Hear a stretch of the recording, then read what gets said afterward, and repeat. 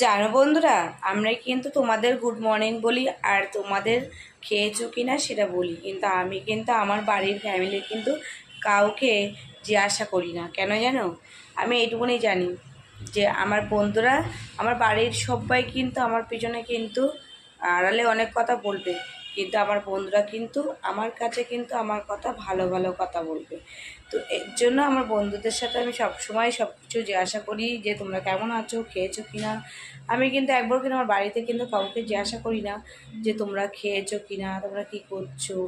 ঠিক আছে? তো মানে শ্বশুরবাড়ির কথা বলছি, বাবার বাড়ি না, শ্বশুর বাড়ির কথা বলছি।